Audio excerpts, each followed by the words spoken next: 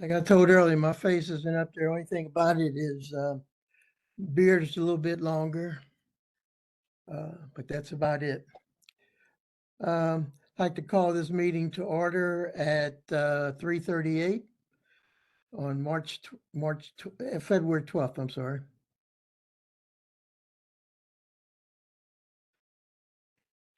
Izzy, you want to call the roll, please? Sure. Can everyone hear me? Yes. Loud and Deborah clear. Carter? Kim Sella?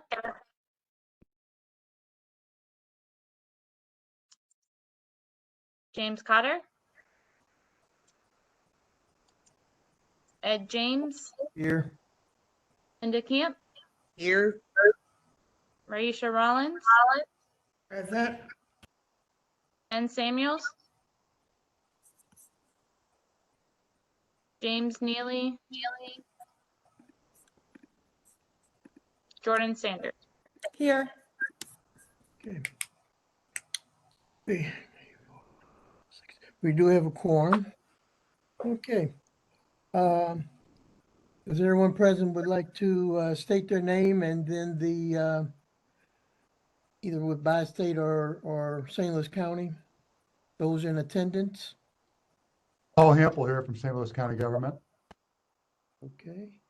Ray Golick, St. Louis County Government or Transportation and Public Works. Okay, good afternoon, everybody. This is Talby Roach. I'm President and CEO of Bi-State Development. Chuck?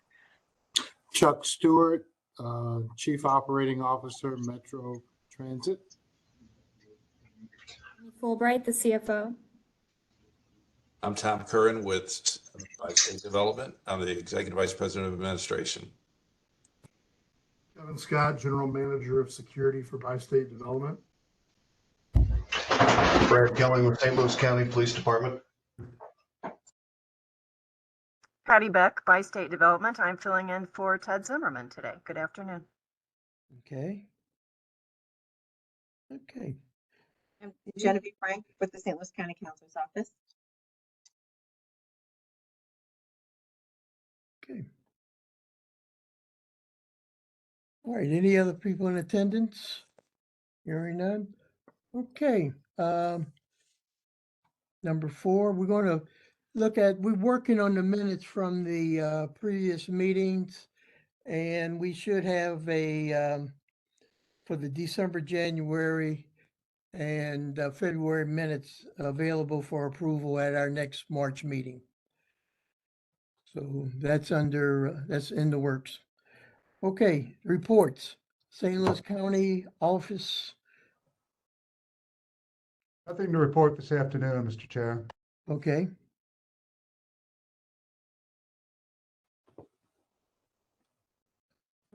No report.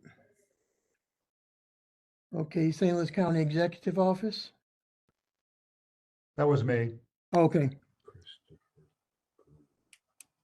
Department of Transportation and Public Works. Chair James, Adam didn't make it to this meeting so far, or he might be coming at 4 o'clock. I do have a limited presentation I can give. Okay. If that's okay with the council. Yes, it is. And is it okay if I share my screen? Yes, it is.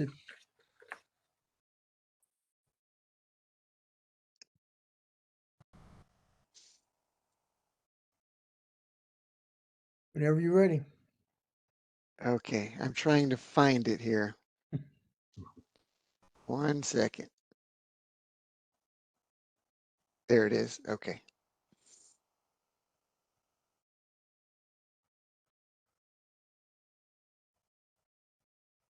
Okay. So, and these are just some photos that I took of metro stops along county and state roads. And when we do set up a new road, we do contact Natalie Siebert and Roderick Thomas with MetroLink and coordinate bus stop locations if there is a bus route down a particular road that we're working on. Sometimes bus routes aren't on a road we're working on. So in this case, and let me highlight this picture here. This is one of the Metro bus stops on Laclede Station Road. And we do have a tree lawn, we do have a sidewalk, and there is a Metro ADA bus pad right there. Mhm. Now, there are times when we do set up bus stop pads with our road projects, but there are other times when Metro comes in and and if I'm speaking wrong, if anyone in Metro could correct me, that would be fine. Metro doesn't need us to be working on a road project to come in and put in a bus stop. This bus stop was put in without a pad, but Metro could put in a pad if they wanted to, if they took out an SUP permit, if they got a contractor. So there's no ADA landing pad between the sidewalk and the tree lawn. So the process of site selection and placement of bus stops has a lot to do with coordinating with Metro. And the other part where we're talking about status of upgrades and shelter improvements, I did find a shelter. The county does not build the shelters and we don't select the sites of the shelters. That's mainly Metro. So, and if Metro can correct me again, I think Metro decides on where the shelters go and they put them in per ADA compliance and they pay for them also. And this is a nice looking shelter on Lindbergh near 2836 Lindbergh. And I think Adam had a different a presentation that he may be bringing, but I haven't seen Adam yet. So are there any questions or comments? I don't know if I hit everything.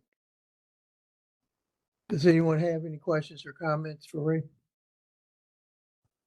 I My guess, question is just around how the bus stops are selected, and I guess that's more a Metro question, of where there'll be shelters and pads put in. Like, how do we determine, because I know we can't do all the things simultaneously. So what is the process for determining and sequencing what improvements are made where? So this is Chuck Stewart. So it's not, so selection of bus stops is probably done by our scheduling department, our planning department, in terms of our bus routes and what makes sense in terms of ridership as to where a bus stop should be.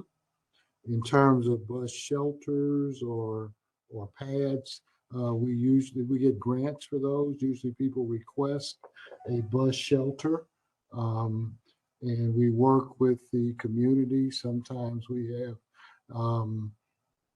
businesses or nonprofit organizations that request shelters, and we would work with them to get the necessary grants in order to put a shelter in place. So it's not something that normally comes out of our budget directly necessarily, but they work with our planning team and they help them to facilitate getting the funding in order to make that happen. Thank you. That's good to know. I'm curious. Now my wheels are turning because of my wheelhouse and what I do. If there's a way for us to streamline what that process is to perhaps get more resources into our region to help facilitate bus shelter improvements in certain areas. And I don't know that that's necessarily a question for you per se, but it's just gotten my wheels turning around what we might be able to do to help facilitate the process and how we might be more like strategic about where we prioritize rather than being the communities that make the noise, but if there's a way to do that. Okay. I will have my planning department, they probably have a process, a procedure that they've already developed, and I will be prepared to share that at the next meeting. okay, and what we can do, we can have Adam present his that also at the next meeting. Any other questions or concerns on this matter? Okay. That takes care of that. St. Louis County Police Department. Oh, I'm sorry. James Neely has joined the meeting. Okay. St. Louis County Police. Sure. Good afternoon.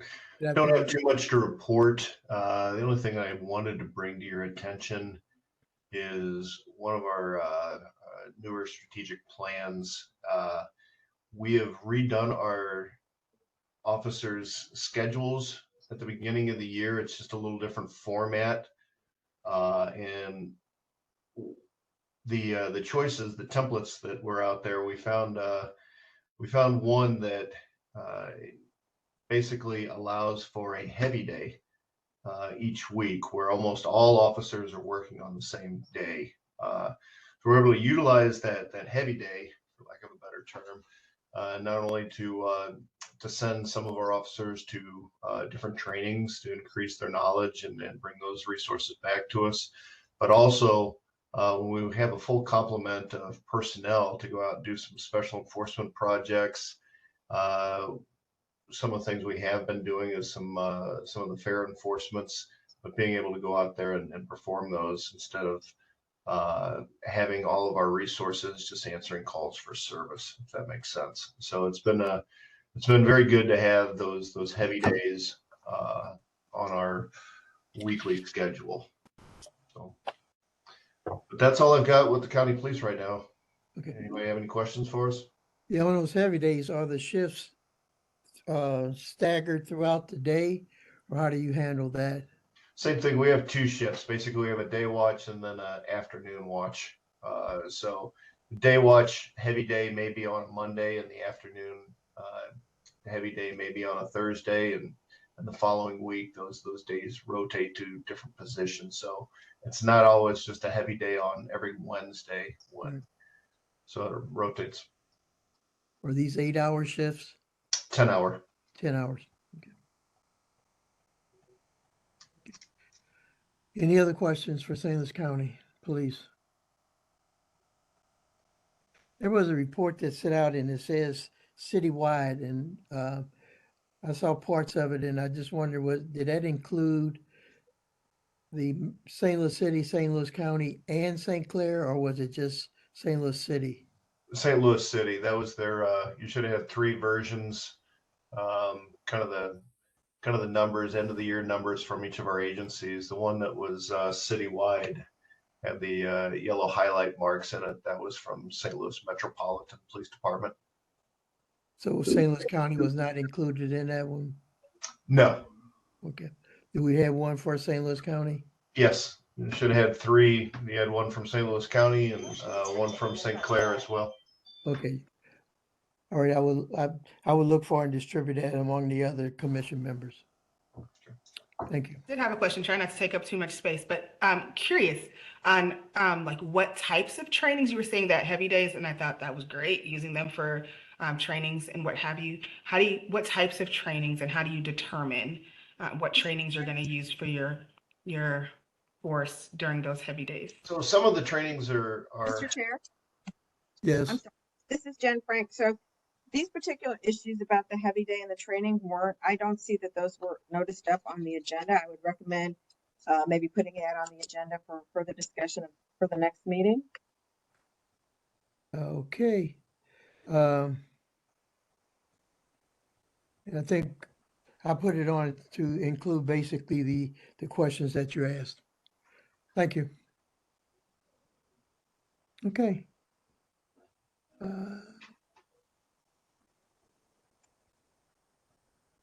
Okay. Next 5.2, by state reports, operations, workforce updates. Good afternoon, Chairman. This is Talby Roach, the President and CEO of Bi-State.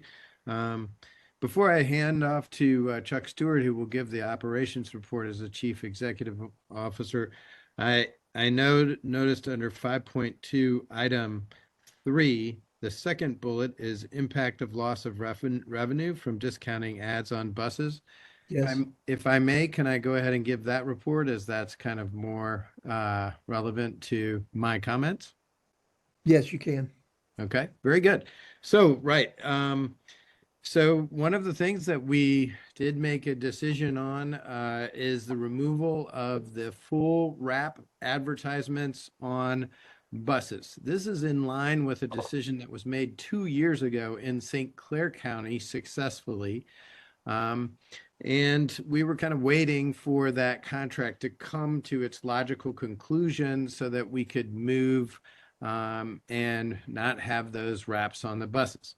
I can tell you that I have gotten complaints about those wraps over the years, many, many, many times. And unfortunately, what we have been seeing is a fully wrapped bus in bright pink or neon green, which was very negatively seen. Also, some of those particular buses employed advertisements that have been targeting issues and impacted communities. Similar kind of impacts have been happening in the city of Detroit, as a matter of fact. So we saw this as really kind of a negative influence on our streets.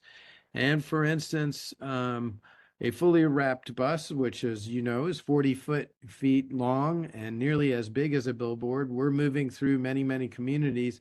I think over 25 different municipalities in St. Louis County, specifically at our bus wraps, who they work very, very hard to limit and to the advertising on billboards in their communities.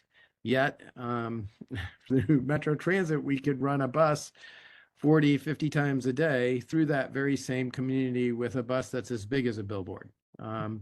So we saw it as not compatible with what the communities have been asking us to do. In other words, to work on our curb appeal and so on. Now, one thing that has been brought forward is, why can't you just decide what are the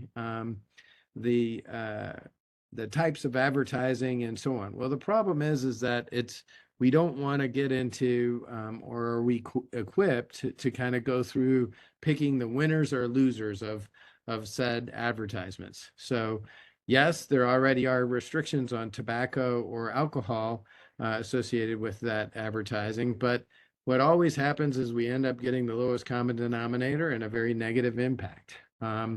So we made the decision that within our overall operating budget, this was something that we could afford to do that was closer with the requests from the community. Now, of course, one of the things that we did put out is that the maximum amount of that contract, which was quoted in the newspaper, is close to $1.3 to $1.5 million. However, in real costs associated with FY23, it's really closer to 600,000. And that's because it's a sliding scale based on how many advertisements they were able to do and how many months it would be out on the street, et cetera. So the real impact is not as great as what was quoted in the newspapers. However, I think what's really key is to think of what is the effect on the communities that we serve. And we felt that this was much more in line with kind of having some good positive imagery and also serving the community, moving through the main streets and through the very communities that we support and care about. So we made this decision and we've moved forward with it. And since that time, although very anecdotally, this is one of the few times I've gotten a ton of fan mail, and it is fan mail about the positive influence of getting rid of the gigantic pink and sometimes green, but mostly pink buses. And so I think that we are ramping all of that down. There may be still a few buses with some advertisement on, but look, we make a lot of investments on these buses, and I think one of the questions is, what are the effects of the communities that we are going in and out of every single day? We want to bring a positive economic impact to every single community that we go through, all the way from Belleville to O'Fallon, Missouri, all the way to the north to Florissant, all the way to the south to Afton, so that we are having a positive effect and people see this as a positive product. And we can do that within the current budgeting. So I just want to briefly make that presentation, Chairman. If there's any questions, I'm happy to answer any. But if there are none, I will move on to Mr. Stewart's operating report. Thank you, sir. Okay. Does anyone have any questions or concerns about the budget or the wrappings of the ads on the buses? Okay. Thank you for that update. Okay. Mr. Stewart. Thank you, sir. I will jump into the operations report, and thank you, Mr. Roach, for jumping in, because I was certainly going to pass the baton to you at that point. From a workforce standpoint, there's never been a better time than now to work for Metro. As you know, we've been working on improving our staffing, particularly with bus operators, Metrolink operators, Colorado operators, et cetera. We reached a point at the end of last year where we had made significant progress in that. And as a result, in January, we were able to do a service change. We never do service changes in January. We do them 4 times a year. November was our last one. Our next one would have been in March, but we had enough operators at that point in January that we did a service change, which made significant changes to over 17 of our bus routes in Missouri, primarily adding back frequency and reliability to their routes. So we're at a point now where things are starting to turn around. That kind of leads me into the discussion of ridership trends. These since COVID, we experienced our lowest ridership in fiscal year 21, where we lost about 40% of our ridership. We had an increase in 22 of 6% and another increase in fiscal year 23 of 6%. Our current ridership is it's stable. It's about leveled out at that point. What we experienced during fiscal year 23 was the lowest number of operators that we've had in probably forever. I mean, a long time, which meant that we were not able to put as much service on the street as the demand indicated. So basically, we're going through a transition now where we're adding back service as we can to meet that increased demand. So trending kind of even for the current year, but as we add back service, we're sure that ridership will continue to recover. There was a question about nighttime service and the staff shortage. Basically, when we experienced the downturn as a result of COVID and ridership, and of course, in terms of personnel, we had to bring the system back. We had to reduce coverage. One of the things that we did, instead of just wholesale cutting routes, we cut frequencies. So basically a route that maybe had service till midnight or whatever, the service was cut off at like 8 o'clock. So we were basically matching the resources we had with our ability to provide service. So that in some cases that meant that we reduced service in certain areas by limiting the time limit of that service in any given day. So as we add back employees, we will make the corresponding change in turn. Okay. Any questions of Mr. Stewart? Question? Okay. Thank you. Or We got your riders. seem to have lost my video. You everybody still hear me? We can hear you, yes. All right. So another question had to do with the effects of extreme cold weather. Basically, when the most interesting part of me starting this job a few years ago was that within the first month we had an ice storm, and it amazed me how well equipped our Metro team is in handling those kinds of situations. I mean, we get weather reports, we do planning in advance of these types of situations. We are ready when they occur.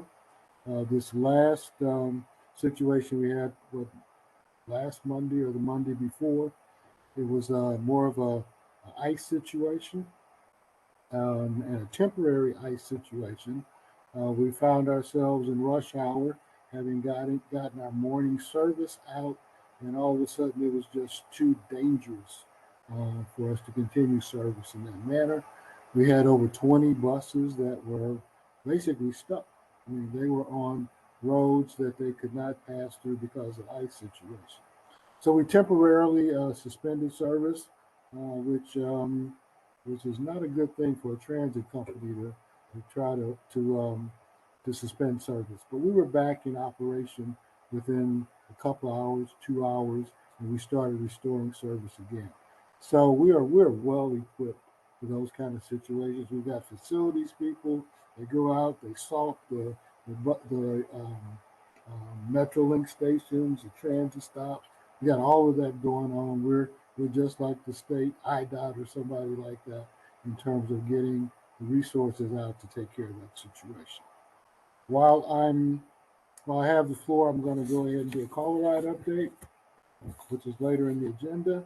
We are, after achieving great success as it related to hiring and training new operators, then our focus is now on hiring caller ride operators. A little bit more difficult, but we are now focused on that even more, and as well as mechanics. You need everybody to run a system. They all work together. You can't have one without the other. We had a hiring event this past Saturday, and we made over 71 offers for caller ride operators at that session. So it looks like we're going to have the same kind of success moving forward with caller ride as we've had with bus, but it's a slow process. It takes time. You won't necessarily see immediate changes to our scheduling. We still need to catch up. We still need to add reliability and frequency to our caller ride service. We need to end.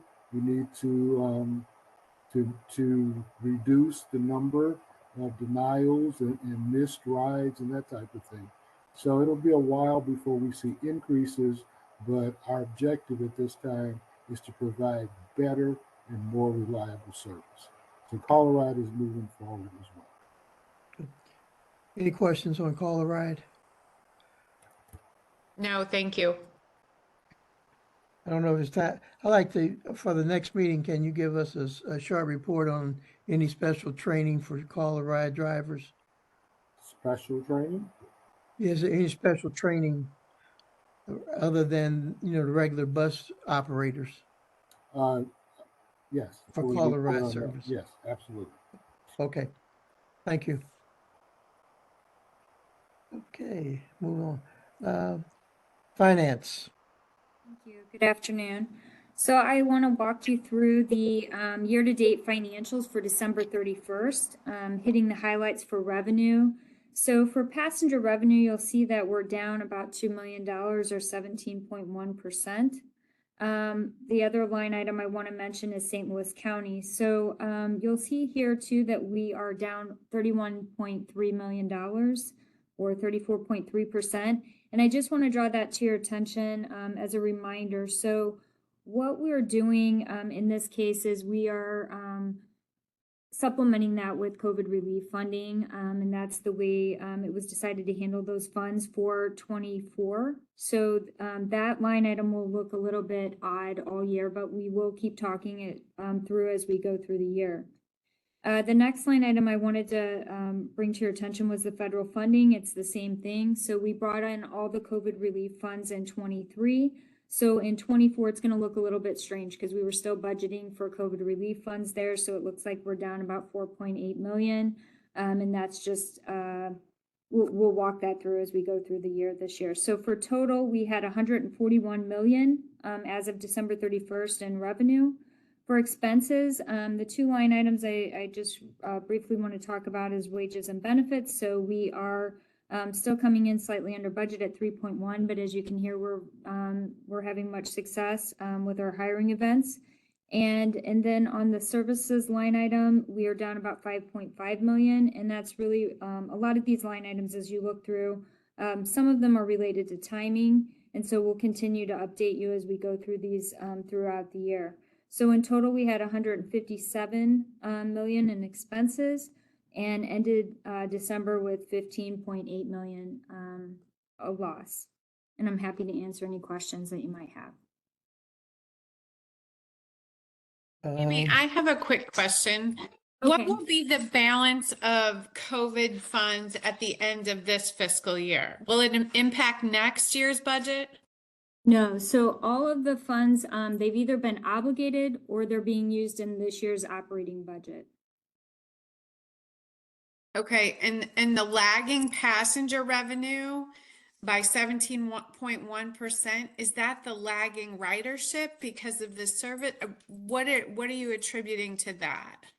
Yes, I would say it is ridership that's impacting us, and where I think we're going to see a pickup in passenger revenue too is really with the Secure Platform project, because, we will be securing fares, and we also, expect to see a return to ridership. And so I think that in future years, we will see improvement there. So I still have a question about the Secure Platform plan. I mean, the fare audits that are coming out of Metro are showing 95% compliance with having fare. So I guess I'm not seeing the correlation between SPP and increasing fare revenue and what we're seeing with the fare audits that you guys are doing internally.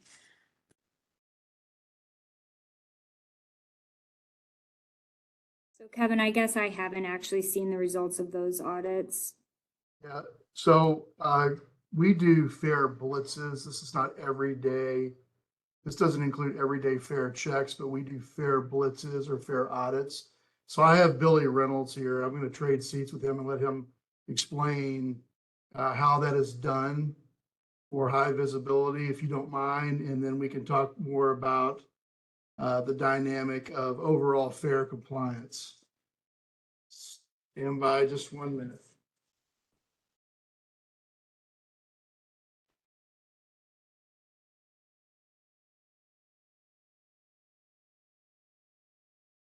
Hello. So I'm Billy Reynolds. I am actually with Allied Universal. I am the I'm manager of the contract security. When we're talking about fare audits, part of the job of security, whether it's the in-house security or the contract security, is fare compliance. We wanted to get a little bit better look at what the actual numbers were for that fare compliance, as well as an increase in customer engagement. So back in May of last year, I decided to put fare audits, we're calling them fare audits, in place. It's in addition to any other fare checks that our officers or fare enforcers will be conducting, as well as law enforcement. And what I'm basically was looking at for that is a 1 hour snapshot in time at various platforms throughout the alignment. At this point in time, well, let me go back just a little bit. From May to December, we were able to conduct, I'm kind of doing this off the top of my head, but I believe it was 1,500 of those fare audits. And we were able to speak with over 75,000 customers on MetroLink. We have actually increased those numbers this year. We're conducting more fare audits.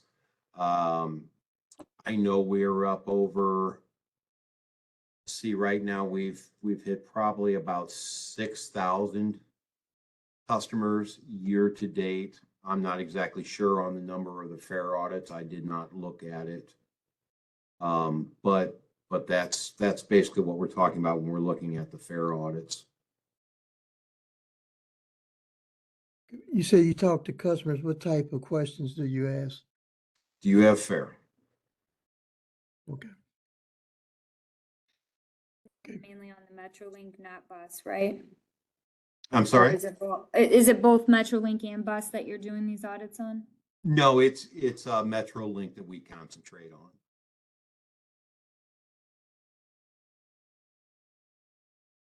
Okay. All right.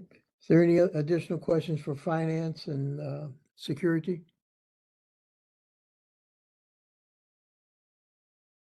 Okay. Marketing.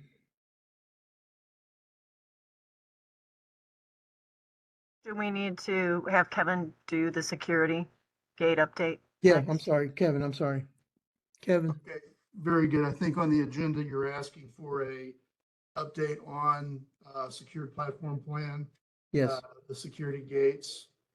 So just to remind everyone, there are two facets to our overall efforts regarding changes on the platform. One is the SPP side, the secure platform plan, which includes the implementation of high security gating, fencing, and the complete upgrade and reconfiguration of our closed circuit television program.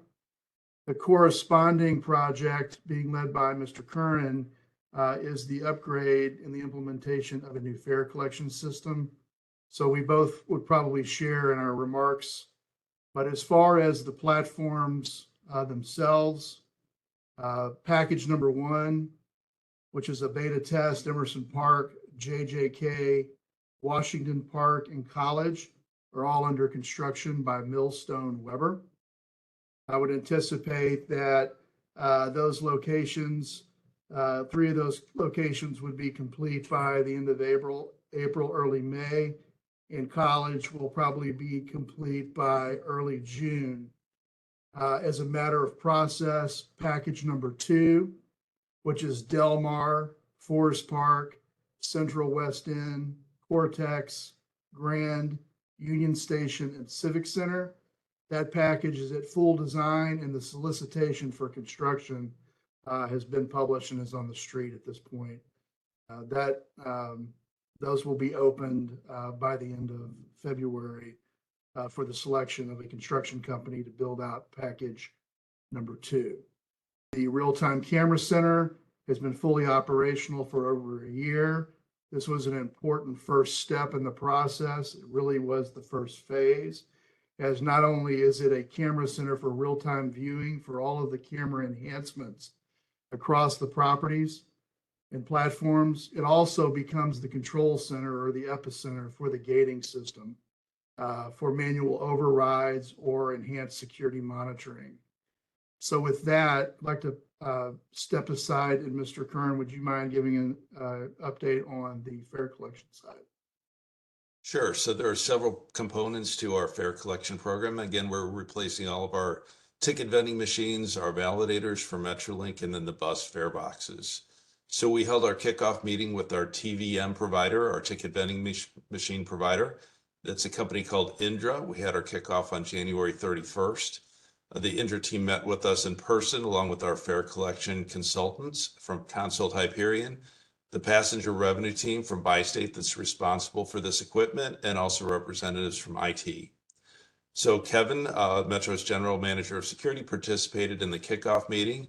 And the next day he was able to meet the TVM project manager, Sergio Oliveros, and our technical lead, who is Miguel Montes, in person. So Kevin provided a tour of the real-time camera center to those two gentlemen. It was a great opportunity to show the Indra team that will be providing the TVMs what we've already accomplished in terms of security.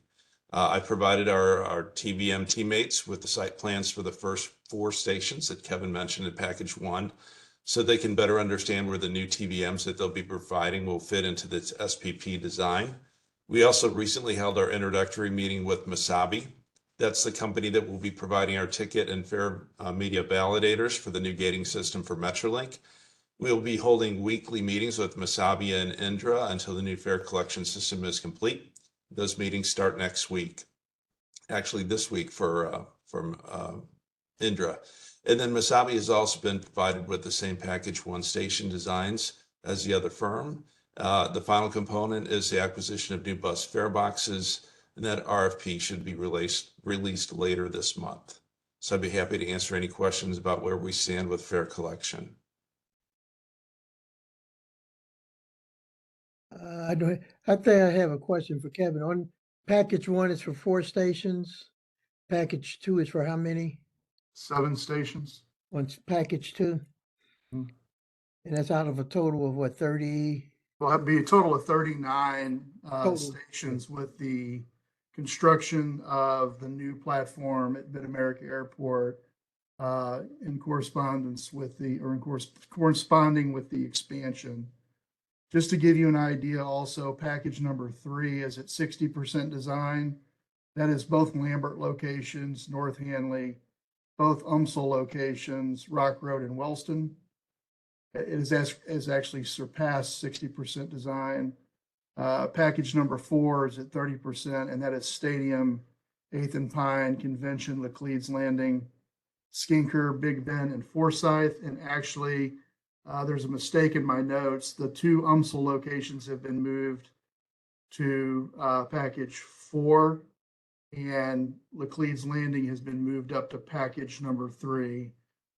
That's been done as a matter of logistics. So I would anticipate that we have a total of 6 packages, and we will be very dependent on the 2 projects to marry with the fare collection system moving forward. But we feel very comfortable in the interim as the fare collection process picks up steam that we can bring 11 platforms up and fully operational.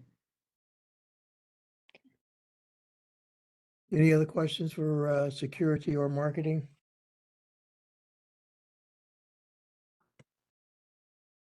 Hearing none, okay. Is there any additional questions for marketing? Any additional updates or reports for marketing? Yes, good afternoon. Again, my name is Patty Beck. I'm the Senior Director of Media and Public Relations here at Bi-State Development, doing today's report for Ted Zimmerman, who was asked to speak on 2 panels at a national conference.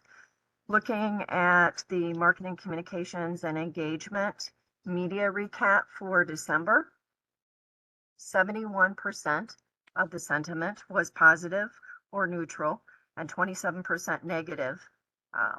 And that coverage was valued at nearly $1 million if we would have had to pay for that media exposure. Lots of positive news in December, new Metrolink cars coming, hiring event, holiday music at our transit centers. But there were a couple of things that did raise the negative sentiment, and that was the FBI came out highlighting a suspect who was wanted for a hate crime against a transgender victim. That crime occurred on a Metro bus back in April.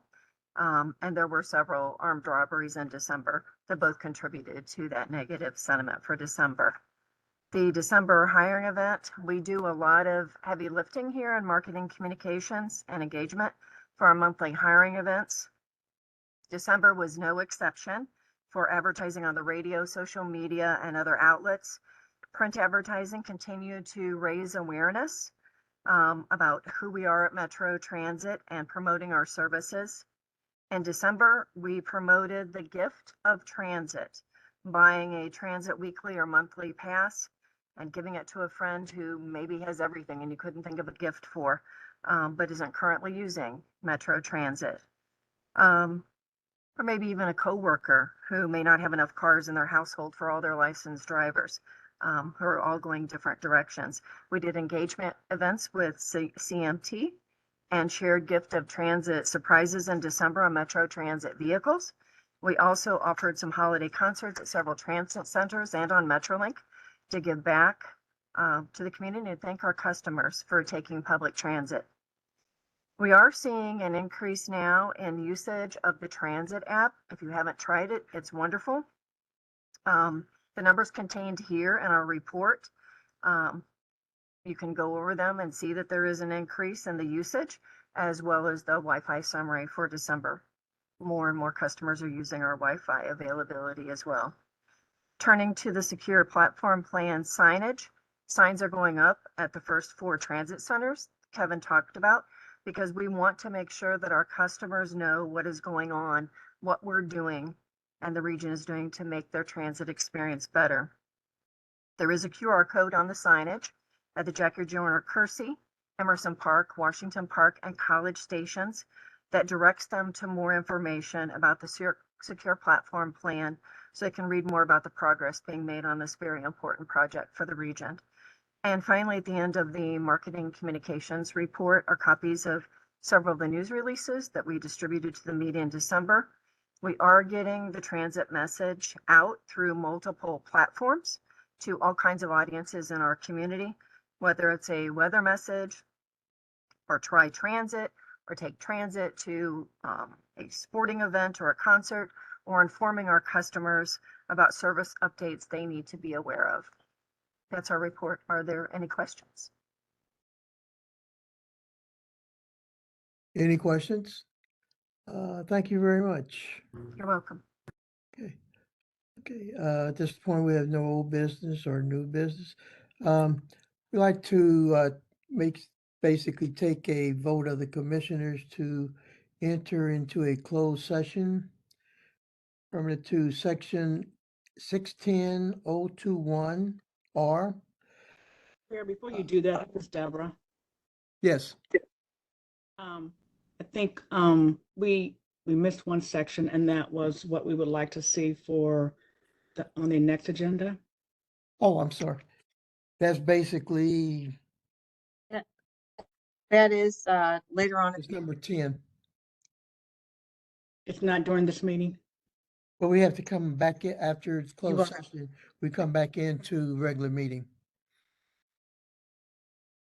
But this, so do I have a motion to enter the closed session? You do need to cite the language of the entire motion as it's on the agenda, Mr. Chair, or one of the members does. And it has to be seconded. And I would recommend a roll call vote then on the motion. Yes. Okay, section 610.021 1 RSMO and section 114.0201 SLCRO. Do I have a motion to go into closed session for those sections? So moved. Second. Okay, moved in second. All those in favor? Mr. Chair, I'd Could you recommend a call roll a, call vote on that. I'm sorry. I would recommend a roll call vote on that. Yeah, I was getting ready to ask Izzy to call the roll. Izzy, Deborah Carter? can you call the roll for the motion to go into closed session? Yes. Deborah Carter? Deborah? I said aye. Okay, Kim Sella? Yes. James Cotter?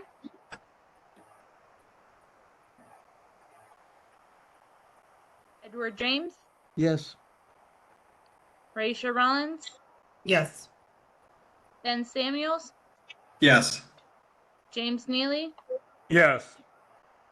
Jordan Sanders? Yes. Did we get Linda? Linda Camp, yes. Okay, thank I'm you. sorry, Linda. Okay, okay, at this time, we will go into closed session. All those who are not members of the commission can sign off, please. They actually can stay on. The people in the closed session will be put to a different. Okay, thank you. Correct. Hello, this is IT. I'll run down this real quick just so everybody's familiar with what's going to happen. I'm going to start the closed session. All of those that are invited to the closed sessions will receive a pop-up on their screen. Please say yes or now. It'll be asking if you want to join now or later. Everybody else just hold tight and we'll return whenever we're done. Thank you, Sean.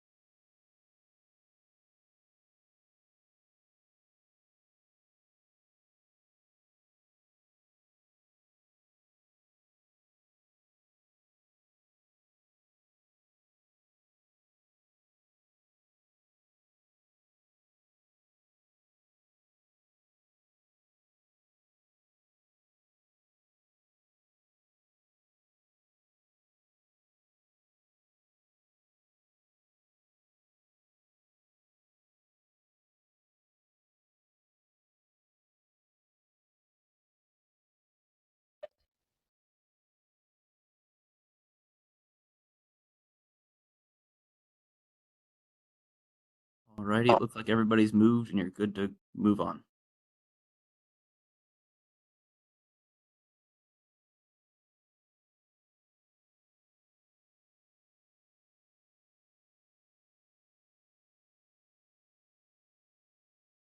Try it once more time.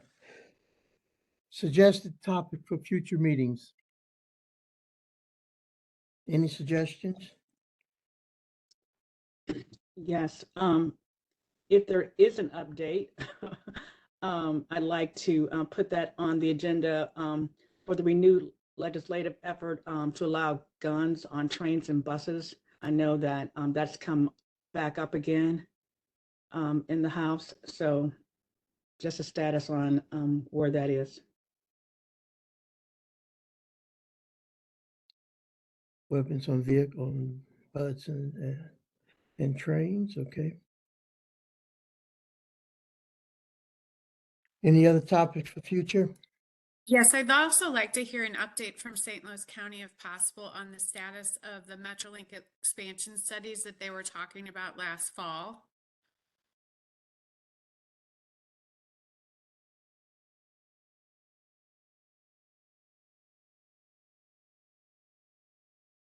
Okay, any others? And we discussed in the meeting prior about understanding how we prioritize what bus stops, what neighborhoods and communities are serviced or upgraded, and a process for streamlining that. And then the other thing that was not on the agenda was around what or how trainings are selected for when there's, I forget the terminology for it, when there's a preponderance of staffing within the police department.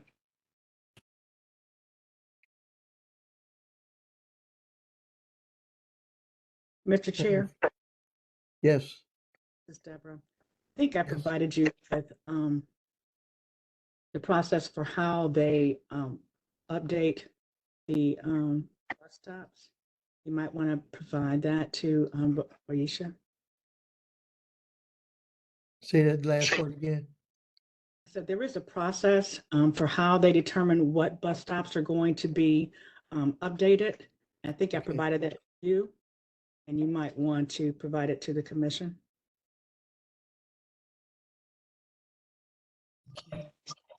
So, Chairman, can I speak? I was going to, if this is your pleasure, ask, I know Natalie Siebert and Roderick Thomas from our office normally do that, the bus stop evaluations, and they could give a brief presentation on how they handle that. So that was number one. On guns and trains and buses, I'll handle that, of course.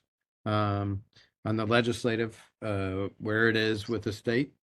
On the expansion study group, which is a group that includes St. Louis County staff and some Metro staff organized by AECOM. I will ask for the AECOM representative to come and give a brief presentation on that status. But I will reach out to Stephanie Leon Streeter about that. And then I did have in my notes an update on kind of training procedures for call a ride, kind of in general, Right. Which we can do as well. Okay. But Chairman, that's your pleasure. If you agree with those four, I will prepare staff to be ready on that basis. I appreciate that. Thank you. Any other suggestions? Okay. Hearing none. Again, if you have one, shoot it to me or shoot it to Izzy, and we can work it out and get it on the agenda somehow. Okay. The next meeting is March the 11th, and we will go back to the 4 p.m. time frame. Okay. Chairman, if I can please note, I will ask Chuck Stewart will handle that meeting as I'll be out of town. And so just to let you know, it's not because I'm ducking you, but I will be out on that one, but we'll have staff ready on those 4 questions as well. I appreciate that. Thank you very much. Here another, I entertain a motion for adjourn. So moved. Okay, all those been moved in second. All in approval, say aye. Aye. Aye. Aye. Aye. Aye. And aye. Okay. Thank you very much. I think productive and see you in March. Thank you very much.